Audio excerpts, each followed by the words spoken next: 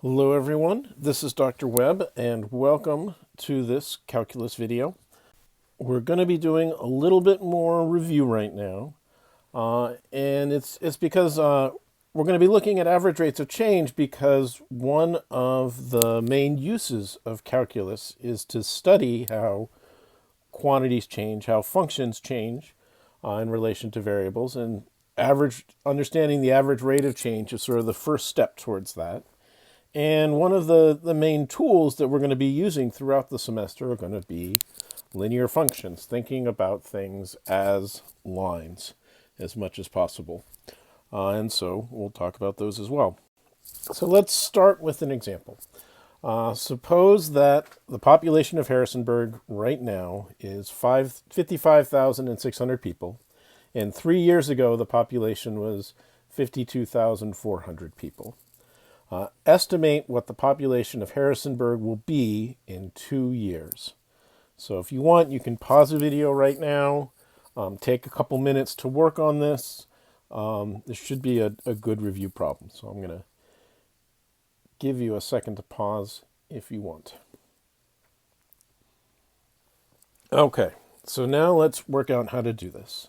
And so out of this information, if we want to estimate what's going to happen in 2 years, and we have these two data points, so we know how things are now, and we knew how things are 3 years ago, the assumption we're going to do to make this estimate is that we're going to guess that things are going in pretty much the same direction as they were before, right? And so probably the first thing we'd want to do is figure out how much the population changed in over 3 years, and then get how much that means it's changing each year. Right? And so we're going to be thinking about what has been the average change in the population of Harrisonburg over the last 3 years. And so how do we do that? Well, that's going to be 1,066 and 2/3. And the way that we're getting that is we're taking the population now, so that's the 55,600, and subtracting off the population from 3 years ago. And so that'll give us the change in the population over 3 years, and then we're dividing that by 3 to get the average change per year. And so the way to think about this is we're taking the change in the population, so this triangle here really is the capital Greek letter delta, and this is talking about the change in population. The delta is used as a symbol for change, divided by change in time. And anytime you take change in one variable divided by change in the other, that's giving you the average change of one per the other. So here we have the average change in P in terms of T. So then how then would we use this average change to get our estimate for what's going to happen in 2 years? Well, we're going to assume that starting from the value right now, which is 55,600, that each year we're going to add 1,066 and 2/3 more.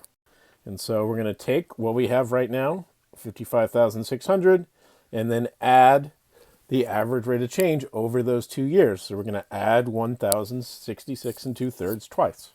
So 1,066 and 2/3 times 2. And that's going to give us the estimate 57,733 and 1/3. You can't have 1/3 of the person. And so we'll say there's going to be approximately 57,733 people. Right? And so this probably is a problem that, didn't cause you much consternation to work out.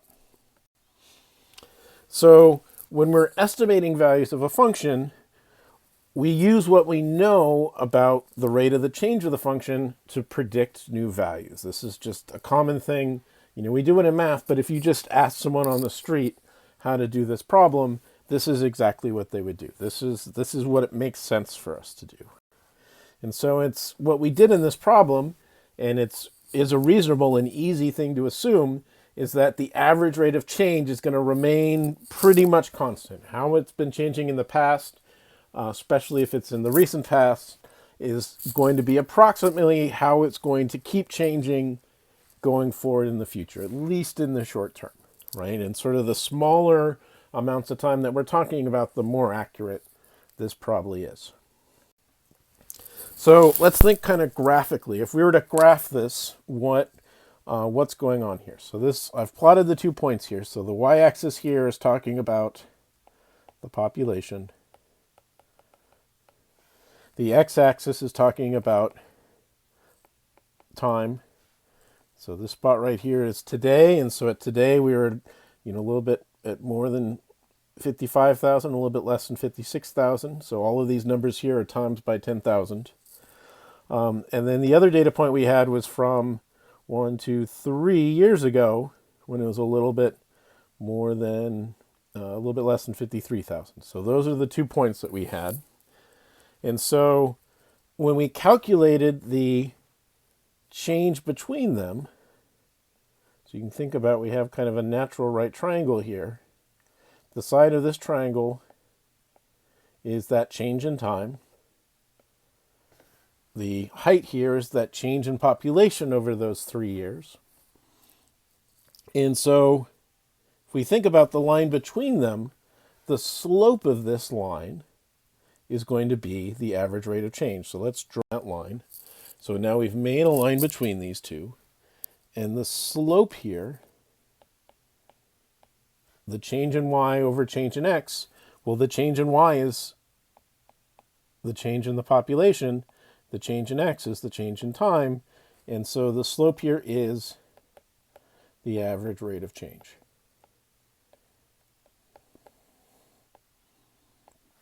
Okay. And then if we're then going to use this average rate of change to predict numbers in the future, really what we're imagining happening is having this line continue out. So let's continue that line out. And so we're assuming here, by stretching this out, that the average rate of change is going to stay about the same. And so then we wanted to know what the number is going to be 2 years from now. And so to get our value here, that's the y value, that's the value of the population coming out from this point here. Draw that point in. This point is what happens 2 years later. And so this is the y value here, is our estimate of the population in 2 years. And you can see it's a little bit less than 58,000, and which is the approximation that we got. Okay, and is there anything special about just looking 2 years in the future? No, really, we could use this to get, any point in the future. If we imagine this line going further and further on. And so from here, we could plug in any value t that we want past today to get an estimate for that time, and it would just be the same thing, just instead of plugging in 2 for a time, we'd plug in whatever time we wanted. Okay, so really what we're talking about here is a function where the average rate of changes is constant, and any function like that is linear. By linear, we just mean the graph is a straight line, right? And so usually when you think about linear functions, you're used to dealing with them in slope-intercept form, which is essentially what we had, for example, today. And so if it has slope m, and if the y-intercept is b, so that means that's the point that it crosses, the y value in which it crosses through, then that gives us the line y equals mx plus b. And this is often a nice simple way to think about lines. Another form which we in this class will use quite often, and which you've seen before, but maybe not used as much, is what's called the point slope form of a line. And this gets through this uses really the idea that if you take 2 points, any 2 points on the line, the slope between those 2 points are going to be the same. And so what this means is that if you know some point on the line, and we'll call that point x naught, y naught, and you know what the slope is, then all the other points on the line are going to fit into this equation, y equals m times x minus x naught, where x naught is the coordinate of the point we know, plus y naught, which is the y value at that point. And so what this is really boiling down to is that the slope is equal to the change in the y values. So if y and y naught are y values, divided by the change in the x values, x minus x naught. And so this is just the calculation for getting slope. And then from here, we're just going to multiply the denominator over. So we have m times x minus x naught is equal to y minus y naught. And then to get y by itself, we add the y naught to the other side and cancel it off. And that gives us our point slope form of the line. So let's write out the point slope equation for this using this. So this is the same example we had before. So population now is 55,600, and 3 years ago it was 52,400. So first we need to get the slope, and so that's the average change. So we got that before, that's 1,066 2/3. Now we need to use a point, and so in this case, probably the easiest point to use is that right now the value is 55,600. So right now, this is talking about the time, which we're going to use x as our variable. And then 55,600, this is talking about the population. And population is going to be our y variable. Right? So right now is 0 in terms of time, and the population right now is 55,600. So the point we have is 0, 55,600. So this point is literally saying that right now, 0 time from now, the population is 55,600. Okay, so then now how do we get the equation for the line? Well, if we use point slope, so y is equal to m times x minus x naught plus y naught. Let's think about where m, x naught, and y naught are coming from. So m is coming from the slope, and that's our slope. And then x naught and y naught are coming from the point that we know. And so x naught is talking about 0. Y naught is talking about the population right now. And so then we can plug these values in and we get our equation for the line. And so x minus 0, that's not really changing x at all. And so we can just write it in this, simplify it a little bit, get this easier form. 1,066 2/3 times x plus 55,600. And so remember that what this really means is that starting from the population now, 55,600, to go out sometime in the future, to go out x years in the future, we would multiply by x. And so that we'd multiply the average rate of change by the number of years in the future we want to go and add that to the population now.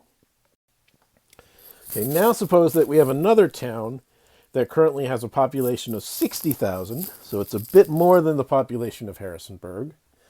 And its population is increasing at a rate of 450 people per year. So it's still increasing, but not as fast as the population of Harrisonburg.